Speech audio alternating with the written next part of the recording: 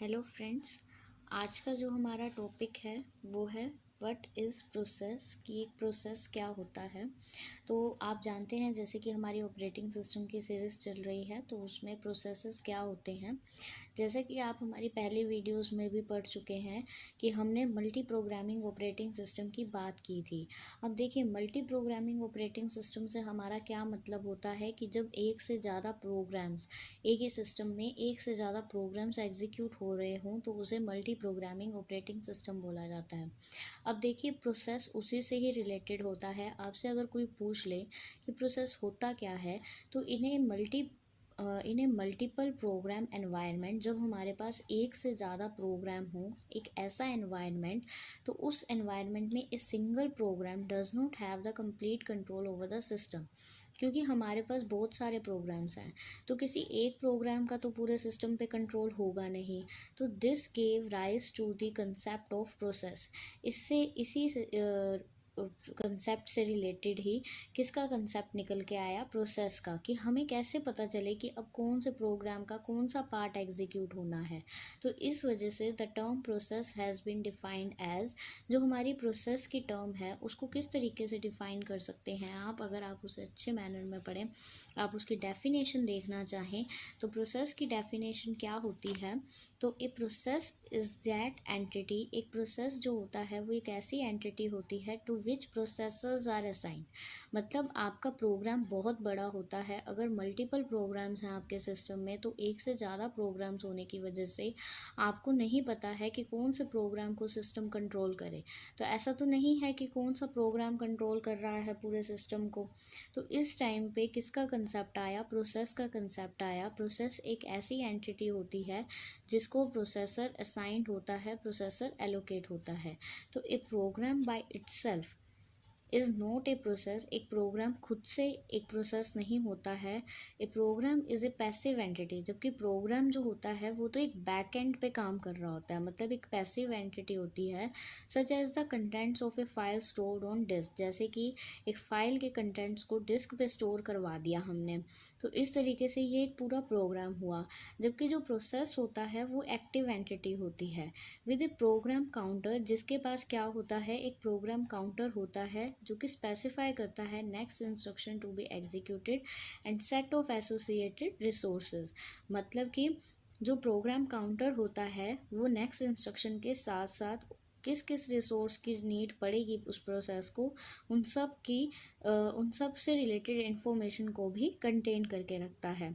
तो अगर आपसे प्रोग्राम और प्रोसेस के बीच में आपको कोई भी डाउट है तो आप यहाँ से समझ सकते हो कि प्रोग्राम तो एक बैक एंड पे काम कर रहा है, लेकिन प्रोसेस जो है वो उस प्रोग्राम का एक छोटा सा पार्ट है जिसे एक पॉइंट ऑफ टाइम पे आपको प्रोसेसर एलोकेट करवाया जाता है। अब उस प्रोसेस के अंदर आपके पास एक प्रोसेस कंट्रोल ब्लॉक होता है। वो जो प्रोसेस कंट्रोल ब्लॉक होता है वो नेक्स्ट इंस्ट्रक्शन जो एग्जीक्यूट होनी है उसको कंटेन करके बैठा होता है, और उसके साथ साथ ये भी इंफॉर्मेशन रखता है कि कौन से रिसोर्सेज उस प्रोसेस को लगेंगे। ठीक है, तो इसके साथ साथ हमारे पास प्रोसेस की कुछ स्टेट भी होती हैं और उसकी कुछ ट्रांजिशंस होती हैं, तो उसके बारे में पढ़ते हैं अब। तो देखिए, एक प्रोसेस की कुछ स्टेट्स होती हैं और उसकी ट्रांजिशन होती हैं। तो एक प्रोसेस के अंदर क्या क्या स्टेट्स होती हैं, देखिए लगभग 5 स्टेट्स होती हैं किसी भी प्रोसेस की। सबसे पहली स्टेट जो होती है किसी भी प्रोसेस की वो होती है न्यू स्टेट। जब आपका प्रोसेस क्रिएट होता है, यानी कि जब आपका प्रोसेस क्रिएट हुआ तो उस स्टेट को आपने क्या बोला, न्यू स्टेट। जैसे ही आपका प्रोसेस प्रोसेसर के लिए वेट करने लगा, यानी कि प्रोसेस को सीपीयू की रिक्वायरमेंट है और प्रोसेस सीपीयू का वेट कर रहा है, तो उस टाइम पे हमारे प्रोसेस की स्टेट क्या हो जाती है, रेडी स्टेट हो जाता है हमारा प्रोसेस। मतलब ये हमारी सेकंड स्टेज हो गई जब वो सीपीयू के लिए रिक्वेस्ट कर रहा है, यानी कि सीपीयू का वेट कर रहा है। नेक्स्ट स्टेट जो होती है हमारे प्रोसेस की वो होती है रनिंग स्टेट, यानी कि इंस्ट्रक्शंस आर बीइंग एग्जीक्यूटेड। मतलब प्रोसेस को जो प्रोसेसर था वो एलोकेट हो चुका है और अब उसकी इंस्ट्रक्शंस एग्जीक्यूट हो रही हैं। उसके बाद आती है वेटिंग या फिर ब्लॉक्ड स्टेट। वेटिंग और ब्लॉक स्टेट तब होती है जब हमारा प्रोसेस जो होता है वो सीपीयू की जगह पे इनपुट आउटपुट इवेंट्स के लिए रिक्वेस्ट करता है। मतलब उसको इनपुट आउटपुट डिवाइसेस की रिक्वायरमेंट होती है एक एक पॉइंट ऑफ टाइम पे हमारे प्रोसेस को सीपीयू की जगह पे स्विच करना पड़ता है इनपुट आउटपुट डिवाइसेस के लिए, तब जो हमारा प्रोसेस होता है वो वेटिंग या फिर ब्लॉक्ड स्टेट में चला जाता है। तो the process is waiting for some event to occur. ऐसे ही टर्मिनेटेड स्टेट होती है जब सारा काम ख़त्म हो जाता है, प्रोसेस का एग्जीक्यूशन फिनिश्ड हो जाती है, तो हमारा प्रोसेस जो होता है वो टर्मिनेट हो जाता है। तो आपने इसमें 5 स्टेट्स पढ़ी। सबसे पहली स्टेट हमने पढ़ी कि न्यू स्टेट होती है जब हमारा प्रोसेस क्रिएट होता है। उसके बाद उसके बाद हमारी रेडी स्टेट होती है जिसके अंदर हमारा प्रोसेस जो है वो प्रोसेसर के लिए वेट कर रहा होता है। नेक्स्ट रनिंग स्टेट होती है जब इंस्ट्रक्शंस एग्जीक्यूट हो रही होती हैं। वेटिंग या फिर ब्लॉक्ड स्टेट होती है जब वो किसी और इवेंट यानी कि इनपुट आउटपुट डिवाइसेस के लिए वेट कर रहा होता है। नेक्स्ट आ जाती है टर्मिनेटेड, जब सारा काम खत्म हो जाता है तो हमारा प्रोसेस अपने आप ही टर्मिनेट हो जाता है। तो अब एक डायग्राम के थ्रू इस चीज़ को समझते हैं कि किस तरीके से हमारे प्रोसेस की ट्रांजिशन होती है। तो देखिए, जैसे हमने बताया कि 5 स्टेट्स होती हैं किसी भी प्रोसेस की, न्यू, रेडी, वेटिंग, रनिंग और टर्मिनेटेड। तो ये काम कैसे होता है? सबसे पहले न्यू स्टेट में प्रोसेस क्रिएट हुआ और वो एडमिट हुआ हमारी रेडी स्टेट में, यानी कि वो इनपुट यानी कि वो सीपीयू डिवाइसेस यानी कि प्रोसेसर के लिए वो वेट कर रहा है। अब जैसे ही उसको प्रोसेसर के लिए वेट कर रहा है तो जो सीपीयू शेड्यूलर होगा वो डिस्पैच कर देगा उसे, और वो कौन से स्टेट में चला जाएगा हमारा प्रोसेस? रनिंग स्टेट में। अब रनिंग स्टेट में जाने के बाद 3 काम होंगे। या तो रनिंग स्टेट में सारा काम ख़त्म हो जाएगा, प्रोसेस एग्जीक्यूट हो जाएगा और वो टर्मिनेट हो जाएगा, या फिर हमारा प्रोसेस जो है उसे इनपुट आउटपुट की ज़रूरत पड़ जाएगी, या फिर किसी दूसरे इवेंट के लिए वो वेट करने चला जाएगा और वेटिंग स्टेट में चला जाएगा। और जैसे ही उसको इनपुट आउटपुट का काम ख़त्म होगा तो वो वापस अपना इनपुट आउटपुट का काम ख़त्म करके रेडी स्टेट में जाएगा। रेडी स्टेट से फिर जैसे ही उसको सीपीयू शेड्यूलर मिलेगा तो वो रनिंग स्टेट में वापस चला जाएगा, और रनिंग स्टेट में जाके अपना काम एग्जीक्यूट करवा के टर्मिनेट हो जाएगा। या फिर तीसरा केस ये होता है कि जब वो रनिंग स्टेट में था उसी टाइम कोई एक ऐसा प्रोसेस आया जिसकी हायर प्रायोरिटी थी, तो ऐसे केस में क्या हुआ कि इस प्रोसेस को वापस से रेडी स्टेट में डाल दिया गया, यानी कि आप वेट करो सीपीयू प्रोसेसर का, और आपको आपकी जगह कोई और जो प्रोसेस है वो एग्जीक्यूट होगा। ऐसा इसलिए हुआ क्योंकि कई बार प्रायोरिटी हाई होती है किसी दूसरे प्रोसेस की। ठीक है, तो मतलब इस तरीके से ये पूरा प्रोसीजर चलता है। ठीक, अब देखिए, जो भी हमारा प्रोसेस है उसे एग्जीक्यूट करवाने के लिए हमें किसकी ज़रूरत पड़ती है? प्रोसेस कंट्रोल ब्लॉक की ज़रूरत होती है। अब ये प्रोसेस कंट्रोल ब्लॉक क्या होता है? देखिए, हर किसी चीज़ का कुछ ना कुछ डाटा स्टोरेज तो होता ही है कहीं ना कहीं। तो आप ऐसा ही लगा लीजिए कि हमारे प्रोसेस का जितना भी डाटा होता है, जितनी भी इंफॉर्मेशन होती है, उसे स्टोर करने के लिए एक टेबल बनाई हुई होती है। उस टेबल को ही हम प्रोसेस कंट्रोल ब्लॉक कहते हैं। यानी कि PCB is the data structure containing information about the process, जो एक प्रोसेस की इन्फॉर्मेशन को कंटेन किए हुए होता है। Each process has its own PCB, her process का अपना खुद का पीसीबी होता है जो किसे कंटेन करके रखता है? Several types of information depending upon the process which PCB belongs. मतलब कि हर पीसीबी के अंदर कुछ इन्फॉर्मेशन स्टोर होगी और वो इन्फॉर्मेशन आपके प्रोसेस पे डिपेंड करती है कि आपका प्रोसेस कैसा है।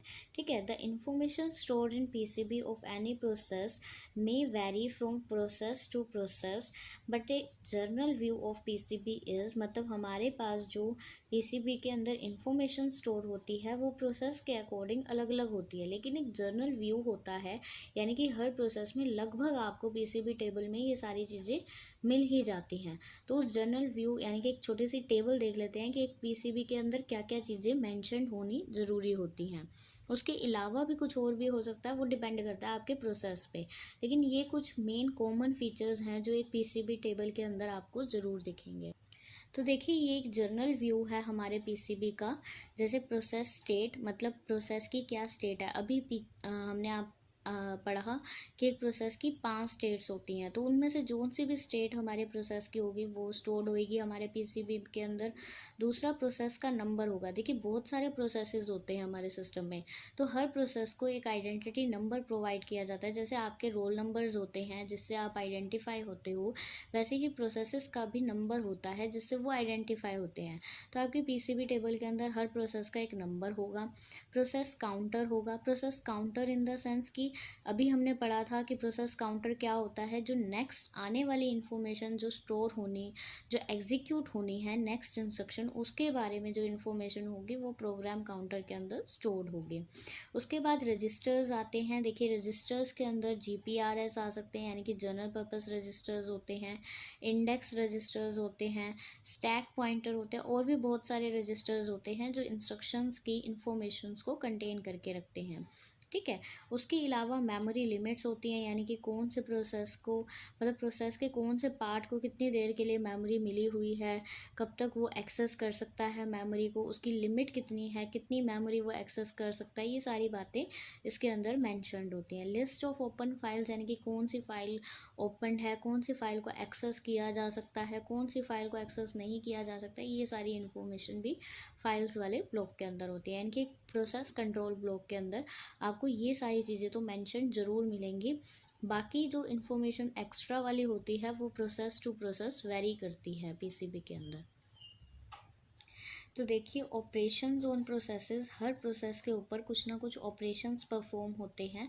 तो कैसे ऑपरेशन परफॉर्म होते हैं हमारे प्रोसेस के ऊपर, तो क्रिएट ए प्रोसेस, यानी कि हमारा प्रोसेस क्रिएट कैसे होता है, डिस्ट्रॉय करना किसी प्रोसेस को रन करना, सस्पेंड ए प्रोसेस, यानी कि जैसे अभी आपने पढ़ा था कि इंटरप्ट आ गया था तो उसको वापस से रेडी स्टेट में डाल दिया गया था हमारे प्रोसेस को, तो suspend of a process, get process information, किसी भी प्रोसेस की इन्फॉर्मेशन को गेट करना, सेट प्रोसेस इन्फॉर्मेशन, प्रोसेस की इन्फॉर्मेशन को सेट करना कि प्रोसेस ऐसे ऐसे काम करेगा। तो ये कुछ ऑपरेशंस होते हैं जो हमारे प्रोसेसेस के ऊपर लगाए जाते हैं।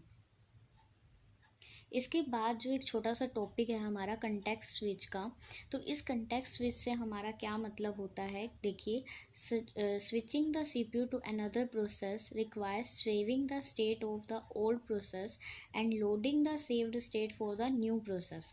स्विचिंग से हमारा मतलब क्या होता है, आपने अभी पढ़ा कि सीपीयू जो है वो बार बार एक प्रोसेस के बाद दूसरे प्रोसेस को एग्जीक्यूट करवाता है। अब सपोज एक प्रोसेस जो था वो एग्जीक्यूशन के दौरान ही उसको इनपुट आउटपुट की ज़रूरत पड़ गई, तो इनपुट आउटपुट डिवाइसेस को लेने के लिए वो वापस से वेटिंग स्टेट में चला गया। तो जैसे ही वो वेटिंग स्टेट में गया, अब सीपीयू खाली तो नहीं बैठेगा, सीपीयू को कोई और प्रोसेस चाहिए होगा इस टाइम पे, तो सीपीयू जो है वो दूसरे प्रोसेस को कैसे एग्जीक्यूट करवाएगा, तो सीपीयू पहले वाले प्रोसेस जो हो रहा था एग्जीक्यूट, जिसने इनपुट आउटपुट की डिमांड करी, उस प्रोसेस को सीपीयू एक सेविंग स्टेट में डाल देगा और लोड करेगा वहाँ से एक नए प्रोसेस की सेव्ड स्टेट को। तो इसी टास्क को कंप्लीट करने को हम क्या बोलते हैं, कंटेक्स्ट स्विच करना।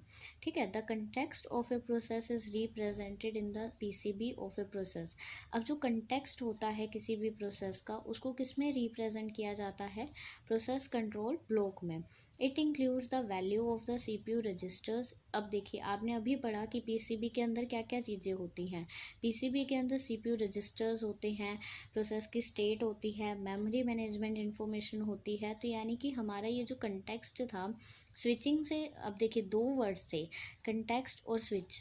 स्विचिंग से हमारा मतलब क्या होता है कि सीपीयू एक प्रोसेस के बाद दूसरे प्रोसेस पे स्विच कर रहा है, और कंटेक्स्ट से हमारा मतलब होता है कि इस प्रोसेस को रिप्रेजेंट करने के लिए आपको किस किस डाटा की ज़रूरत पड़ेगी, वो पीसीबी के अंदर स्टोर होता है। तो इस पूरे कंसेप्ट को क्या बोला जाता है, कंटेक्स्ट स्विच।